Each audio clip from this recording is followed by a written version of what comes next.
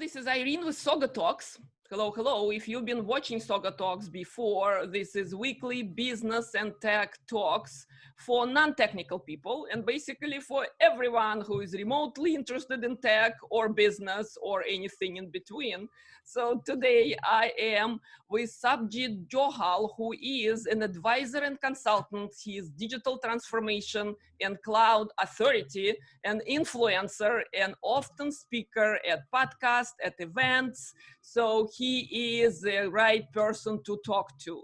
Hello, Sarbjeet. Hello, Magda. How are you doing?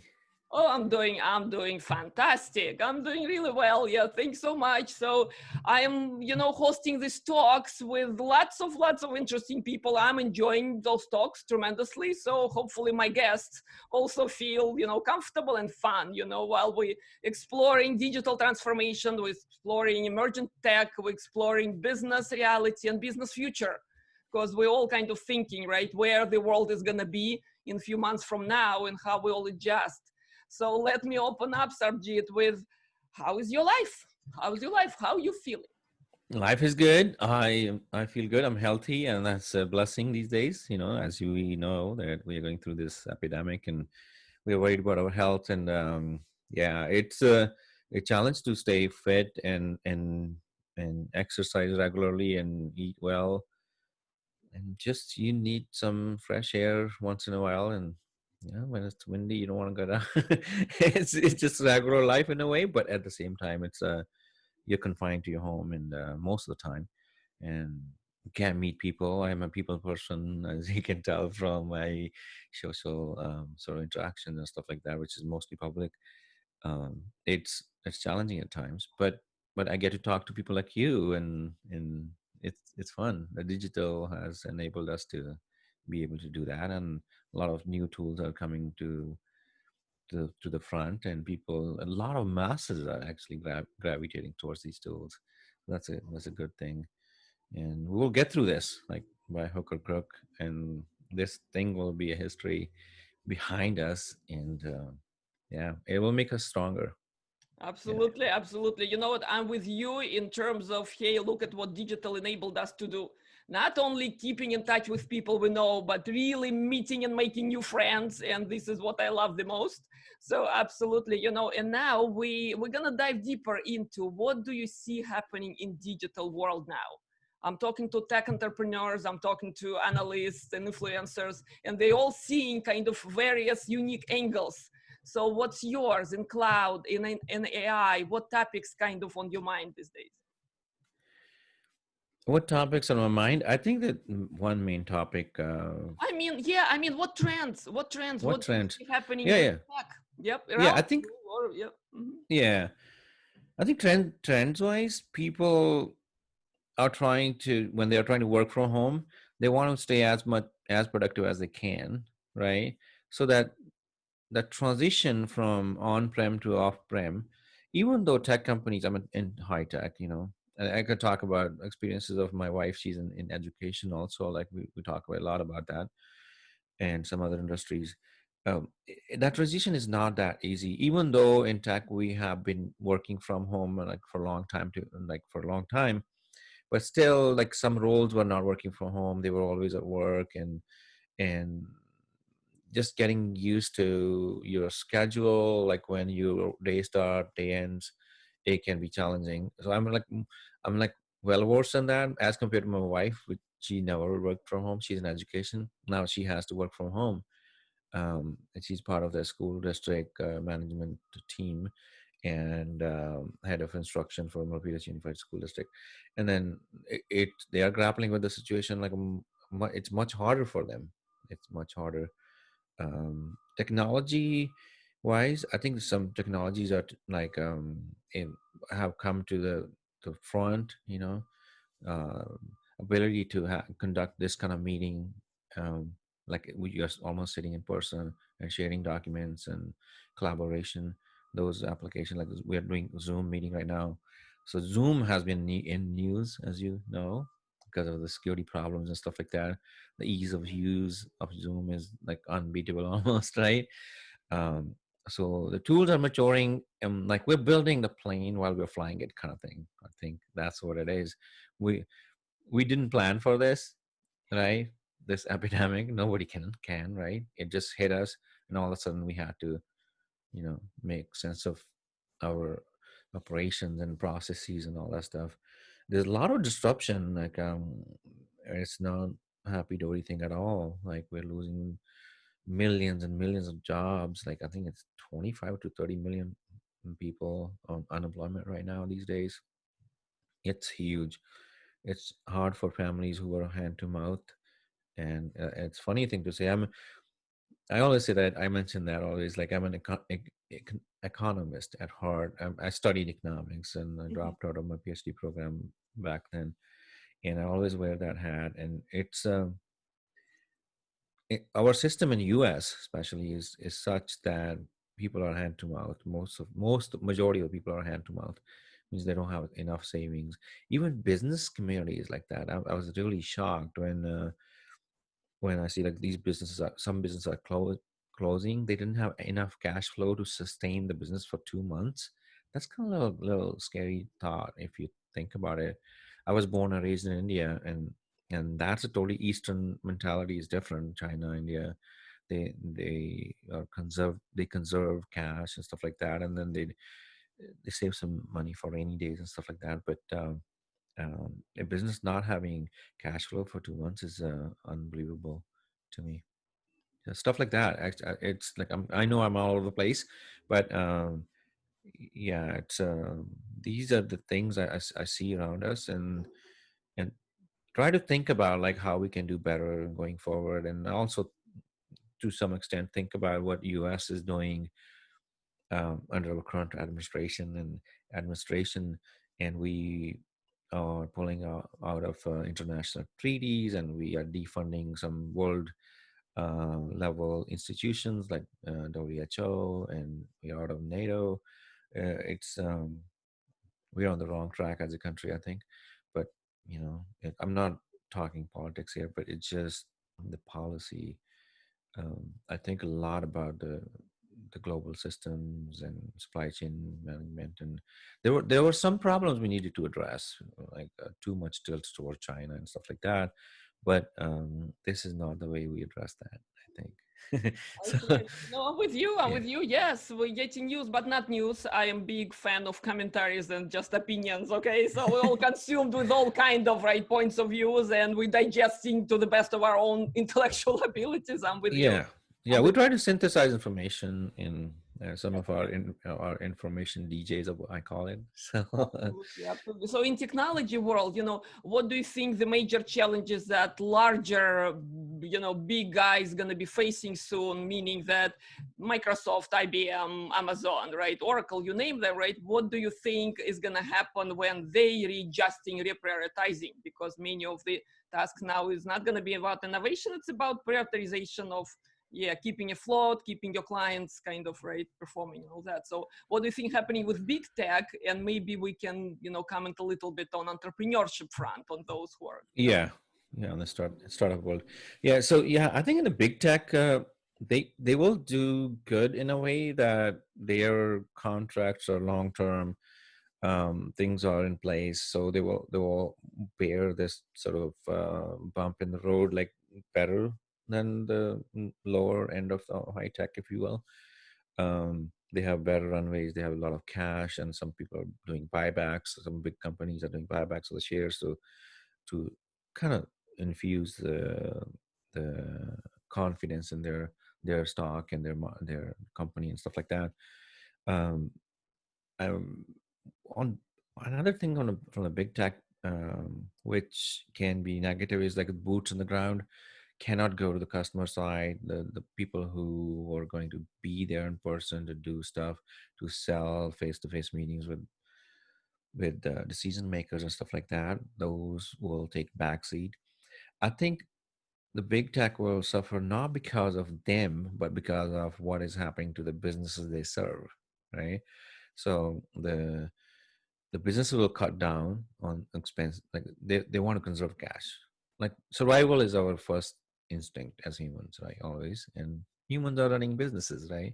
So they want to survive that business, and they will try to conserve the cash, They may put some of the new initiatives on hold, um, unless they are um, sort of essential to their existence, right?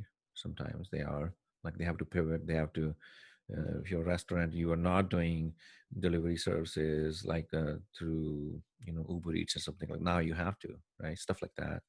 Or if you're a big company, your supply chain was kind of from this country, and now it's from that country, and stuff like that. They will change, right? And if they need new software, new packages, new way of doing things, new services, they will avail those services from IBMs of the world and Oracles of the world, and bigger companies, Microsoft and Amazon are in a different bucket, sort of, because they're main cloud players. So it's Google. I think they will do better than the ones who rely on more on the boots on the ground, or ones who are heavy in services rather than the products or platforms. Right? We know that IBM is like 65% revenue comes from services. Right? That means people floating around, flying around. And AWS revenue, all of, I mean, like I would say, like maybe 80 to 90% comes from digital services, which is like infrastructure as a service, platform as a service, right? And they don't rely on the services revenue. The other third parties, SIs, and managed cloud providers, kind of people like Rackspace, they do service their cloud, right? So they I think they will not feel that jolt. Um, on the startup scene, yeah, that they will feel a little more pinch, I think. Um, because of the runways will be cut down, and they have people, if you're not like very early stage startup, like, then you're not, most of the time, not paying yourself as founders and co-founders. But if you are out of that early stage, let's say you have 10 to 20 people, and what do, right? Your people are sitting at home, less productive. You cannot have meetings with bigger players if you're on B2B. Like, you don't cannot forge those partnerships with the existing vendors. And that's how you kind of survive in B2B world. If you're B2C, it's a little bit easier in a way if you pivot quickly towards serving the current needs versus what you were going to serve, right? So, um, having said that, there are some new opportunities for new startups to emerge, to help in healthcare space and in education, and which is suffering the most. I think those two areas. It's kind of mixed bag, but that pivot is not that quick or easy.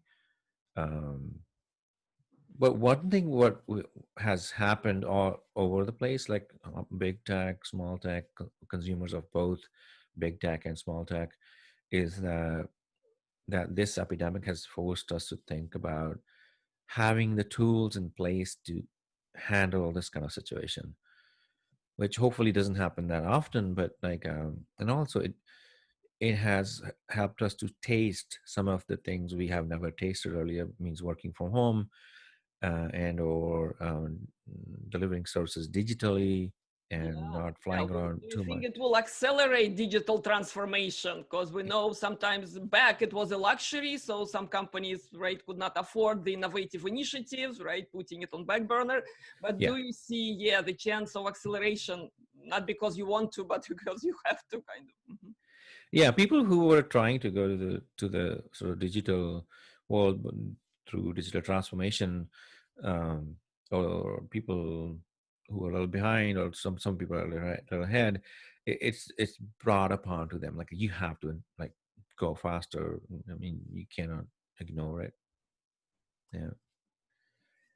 Yep, yep. I hear you. I hear you. So you know what? I spoke with a lot of entrepreneurs lately in past few weeks, and they saying, "Thanks goodness, big guys creating the infrastructure that you mentioned and digital services that you can really. It's an easy entry barrier, kind of, right? Entry level participation you can have, right? Depends on the vendor that you choose. But Yeah. then smaller companies, startups developing those platforms, they're closer to customer, they're closer to industries, right? They understand better what's happening on the ground. So do you see those, it's not ISVs, it's kind of very specialized vendors, you know, smaller companies that have the opportunity now? Do you see that progressing anywhere, or people will be more cautious, basically? I think people will be a little more cautious, and in tough times, we want stability, right? I mean that's the fact, right? Even in political systems, people you usually don't change the regimes or governments like or the leaders in these kind of times. Same with vendors. When you are using a vendor, I don't think you want to change that midway. So yeah, it sounds like appealing theoretically that you will see the newer vendors taking advantage of this and stuff like that. But people are staying put unless their existence is threatened by not using certain kind of technology, and which is only available from smaller vendors or mid-sized vendors, right? Um, yeah, in some cases, the bigger vendors, maybe I'll take it back. Like I think bigger vendors can do most of the stuff what smaller vendors can do. Yes, they can be more expensive. Yeah, their margin they have to keep those intact. And um, there's one actually I read a lot on the theory of innovation, and we're coming out of Harvard University, and a lot of good work came from that area. And then the theory of jobs to be done came from there. I think about those things. I think one way to innovate or enter the new markets is going to the non-consumers. And that's one big way. If you're a startup or a mid-sized business, like sometimes you could call it going down the market for big companies. Like, hey, you have been serving this big companies, now go down the market. Um, and the smaller guys can go start at the bottom and then topple the big guys. And that's how the sort of big guys can be brought down by smaller guys gradually, right? And that means going to non-consumers. In this case, with this epidemic, I think there are a lot of non-consumers in a way that they were not using that technology at all. Now they have to. So in that sort of sense, it has opened the door for smaller vendors to knock that door. Yep, Uh, yep. And I saw the chart. I know it's common knowledge now, but I may be the last one who saw it. But, you know, in the last crisis, 2008, 2009, you know, how many companies were founded, and some of them, they yeah, really grabbed the space, right? Instagram, Pinterest, you name it, right? The cool places right there. And they just came out of disappointments and some losses, right, back on that crisis. So, and also another meme that goes everywhere, it's basically never waste a good crisis. yeah, What I, do you do that? I strongly believe in that. I think the thing is that when we are very busy with business, are we create these processes around us, and we're busy with the mundane stuff, right? So the innovation happens when we cut off from the mundane and we step back, and that's why we get a lot more creative ideas when we're taking shower. I mean, like there's no magic in shower. We are disconnected from everything else, and it's like in a grander scheme of things, like we are in a long shower for a couple of months now. A lot Exactly. of ideas are coming to Yeah, our there is mind. some intellectual purity and freshness will come out of it. So I kind of want to look at. And also like on personal level, the meaning of life and how you should conduct your life, and what's more important, like are you running after money versus like are you spending time with your loved ones. I think it's making us think about those things too, not only just tech, Absolutely, right? absolutely. So yeah. Let's start with money though, because without money, it's harder to love your loved ones. But that's just my opinion. No, point is that, what do you think about jobs? What do you think about skills? Because it's pretty interesting to see how automation will replace everything and everyone. Okay, but what's your opinion on what kind of automation will replace those mundane jobs, but at the same time, what kind of new skills and new professions will come out as a result? Yeah, I think different societies or different parts of the world are going through a different sort of transition, right? Some countries are ahead of others, and their local economies. You have to study those systems locally. There's no such thing as a global, like one broad stroking of, if you have a paintbrush, you can't do that. You can't say like what works in US, it will work in India or in Indonesia or Brazil and stuff like that. I think some economies are more automated than others, and the ones which are highly already highly automated. They will be more automated. That they will go to ML and AI kind of stuff. But the ones which are like 20, 30 years behind, I'm talking about at the macro level, like India at macro level versus US at macro level, or Brazil. um, they will start doing what we were doing, like 10 years back, kind of thing. Of course, it looks like that we are at parity level, at big business level, corporation level. But when you go to the next level down, so the mid economy, or those small and medium businesses in all these countries, they still have to catch up, and that makes the bulk of jobs in these countries, by the way. Mhm. So in any country, actually. And I think the we talked about the jobs, what this epidemic has done, but I think we'll get out of this pretty soon. And the one thing, actually, I, being economist at heart and technologist as by profession, is that I think this thing will be over soon. Let's say even if it takes a year, right? And we are injecting a lot of money into economy, and and that injection has side effects, right? And they may not be pretty in the long term, but in the meantime we have to do it. So, like, what I'm trying to say is, like, we never know how much is the good amount. Is this the right amount? Like, now the total package, including all kind of physical and financial, or the quantitative easing, is like $9 trillion or something like that. Larry Kudlow was saying that he's the chief advisor to president of the United States, and 9 trillion is a lot of money, right? So cheap money has a lot of side effects. It looks good on paper. It makes stock market afloat at certain levels. Um, the in I think it increases the income sort of distribution, like income inequalities. It increases that. With every jolt, actually, by the way, in 2008 we had a big jolt, right? And this is a big jolt, non-planned. That was financial. This is more like healthcare related, induced, I would say. I think with every jolt, that income inequality worsens, and that's worrisome trend. I think our policymakers worldwide, in their own sort of economies, they need to think through that.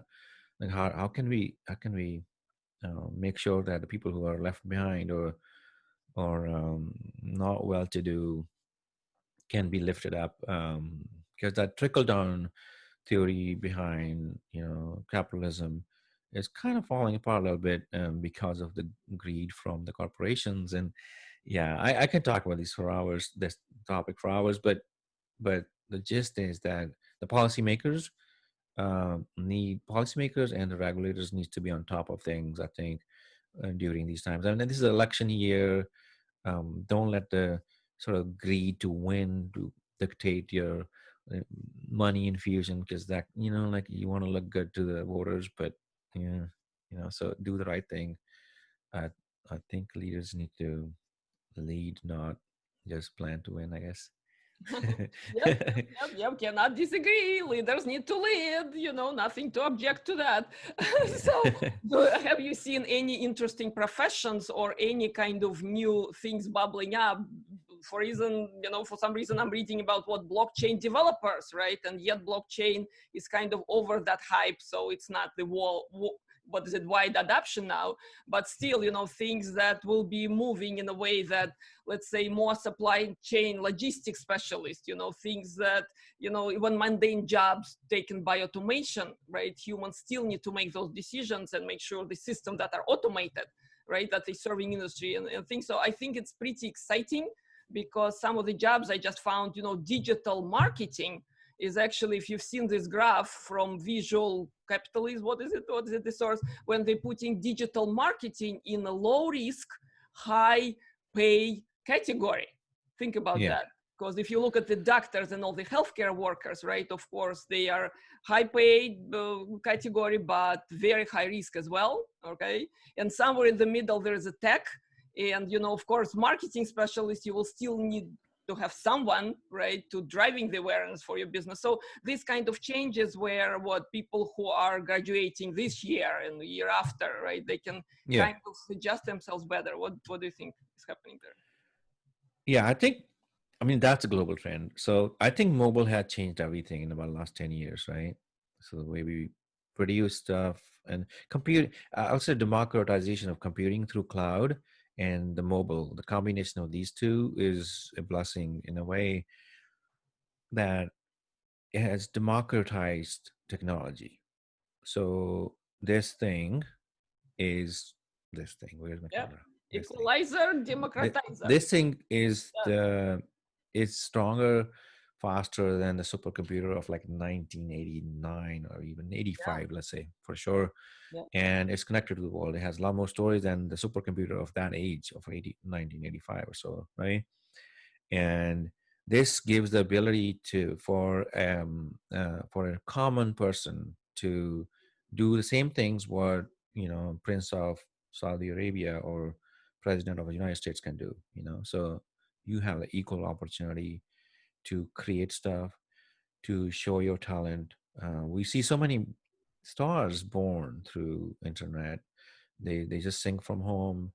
um, Justin Bieber is an example, and there's so many uh, kids or even intellectuals found through internet, right? I think it's a great thing. Technology is one of the great equalizers, just like education and technology itself.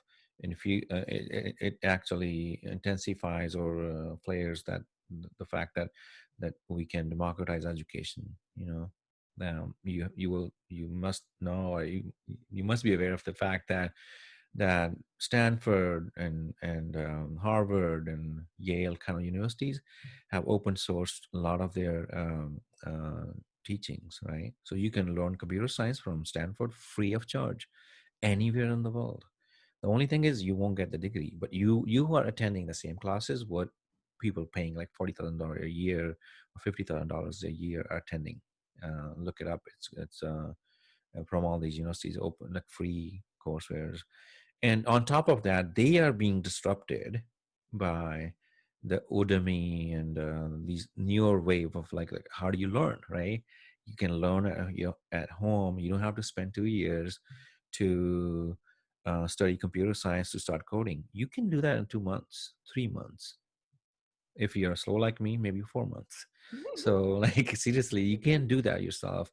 And the good thing about the high tech industry is that it doesn't look for degrees. Most of the vendors, even Google, they used to I was hire about to only. say, the value of human skills and actually value that you can bring to the table. Exactly. Yeah, it's really growing, and that's a great Yeah, you don't need. I mean, my advice to youngsters is start doing it. Like, don't run after degrees, and it's very, yeah, especially to the kids in Eastern world. I'm from India. Like that's mentalities there. Like I want this degree.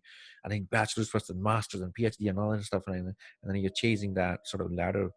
Um, don't do that. Just start practicing just these for the technologies diploma, and right? To validate that a good institution gave you this piece of paper, and that's why you're worth more. So yeah. in a way, that world is changing. Yeah, I'm glad you're mentioning this. Yeah, that world is changing very fast, actually. Yeah, and we have so many examples in front of us, like people dropping out of college, like Bill Gates and Mark Zuckerberg, and so many others that leave their degree and they start a company.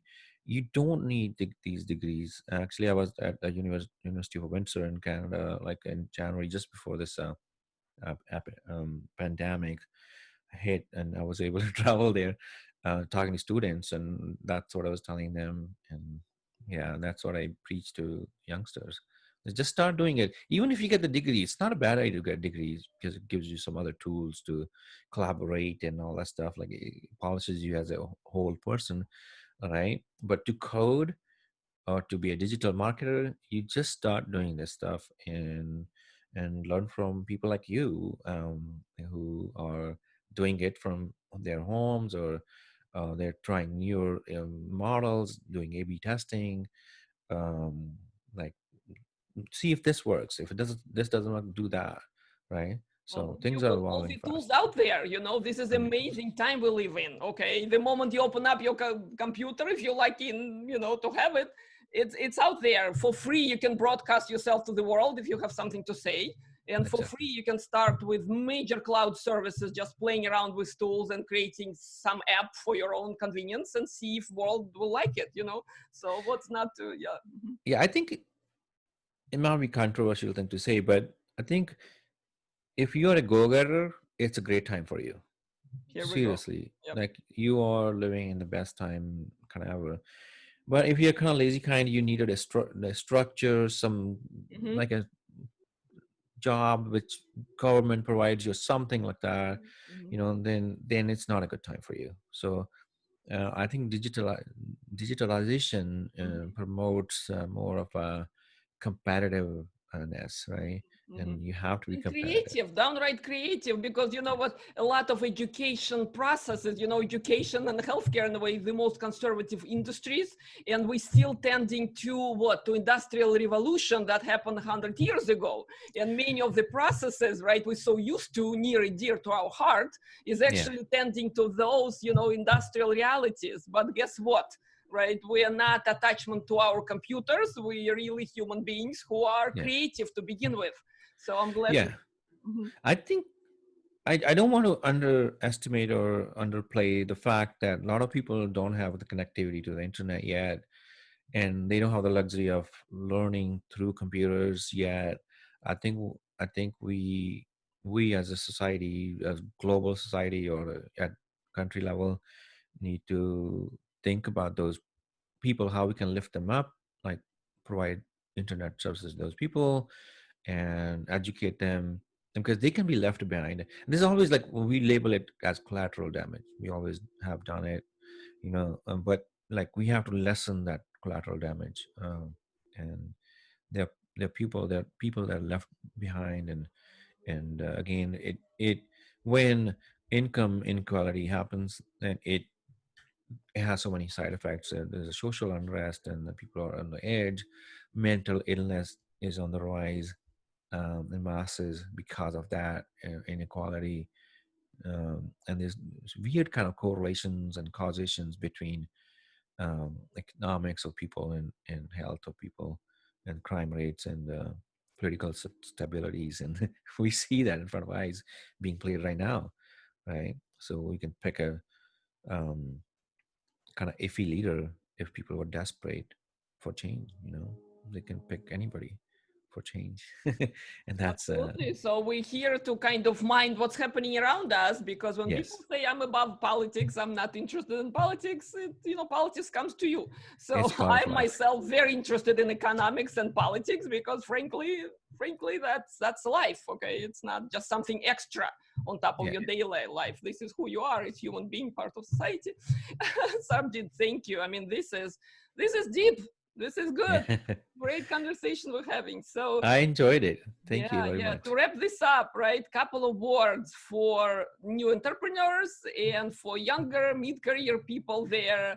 Where do you think in tech, the great stuff will be happening?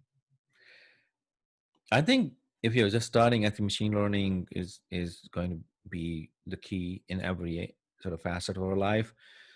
Take a look at that if you're in high tech, starting a company and stuff like that. You mentioned blockchain. Blockchain will be kind of behind the scenes kind of technology. It will be woven into every system. Do not sweat about it. It's like TCP/IP of next era, if you will. Mhm. If you're tech, I mean, we said it's a non-tech show, but I'm mentioning some terms here. It will be like very foundational, so don't like sweat it. It will be built into systems. Um, yeah, I think machine learning, learn cloud, learn how to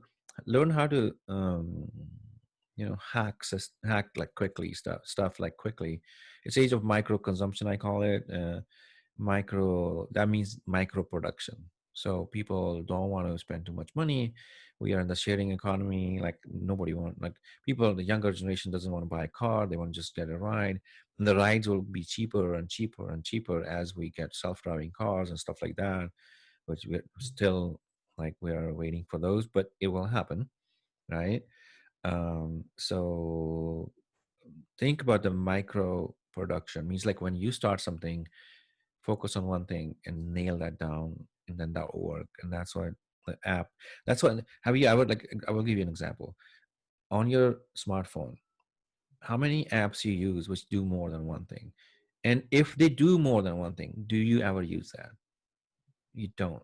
So you always go to the tool which does the work, and because it lets you interoperate with other things. So with microservices, not only in the software world but also in the physical world, we are increasing the interoperability of the systems through technology.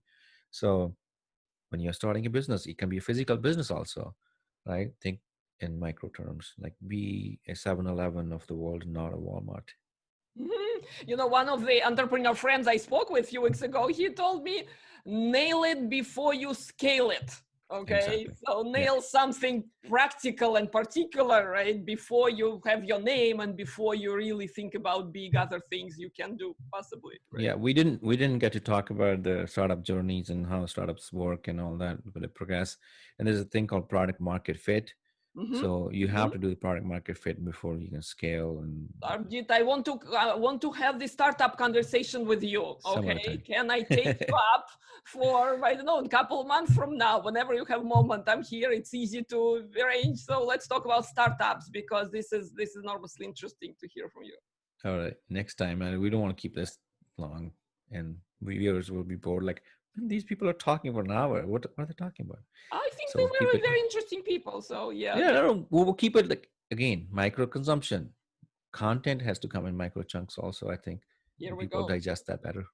Here we go. Sarbjeet, thank you so very much. So stay well, Thank you. exercise, You eat too. well, and come Thanks. back to SaugaTalks. You're always welcome. Yeah, all of you, just stay well and spend time with your family and stay healthy and stay positive most of all. Thank That you. would help. That would help you. Thanks so much.